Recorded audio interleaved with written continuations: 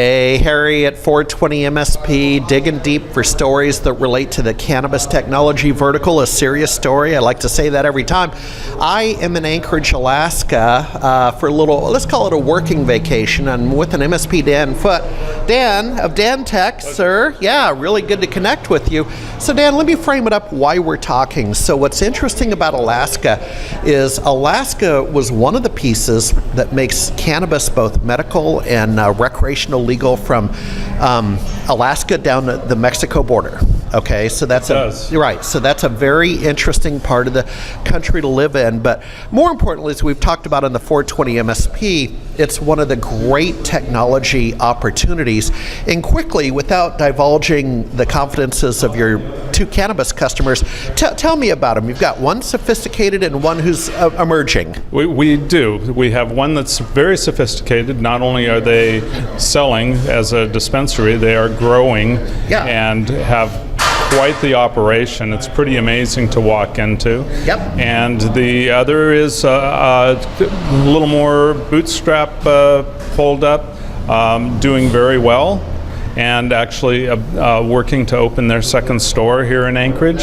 So we think that they're both doing very well, and our goal is to keep their computers under control and let them do their business. Well, and let's just take one specific topic this time, and next time I'm up, we'll check in with you again. In fact, maybe it'd be really cool to go visit your clients, but we need their permission to do that.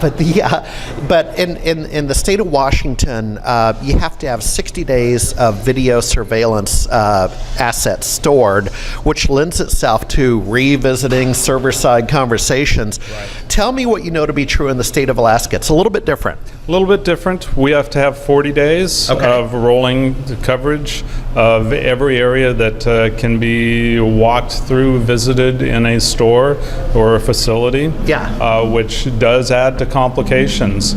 Also, most are operating some kind of point of sale system that requires internet access all the time. So we make sure that they have that ability to fail over to a separate circuit should their primary provider go down. Yeah, exactly. And you're welcome to talk about some of the great vendors you team with. So, and I'll help you here, but you're a big fan, a big partner with Datto. And Datto would play very well in a compliance scenario, which is essentially the cannabis industry. With one customer, we not only have a Datto DNA, we also have a Datto Alto there to protect their data. With the other customer, we're using the new D200, which is literally LTE failover. To either AT&T or Verizon are the choices, and we've found it to be just an amazing product for keeping customers online. So my hat is off to Datto. They're one of our premier vendors, have been for the last 7 years, I think.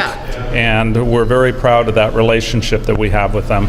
Yeah, and the context here is, I mean, we fancy ourselves independent analysts and we bring, the real news, but I believe part of the story in technology is the strength of vendor relationship. It's actually okay to say a vendor name. I think that vendors allow organizations like mine, and we are a small organization, we're a small company, but quality vendors make us powerful because we can leverage their capabilities, their systems, their support, and it makes us shine for our customers. And like I say, we've got great customers and we love it when we shine for them.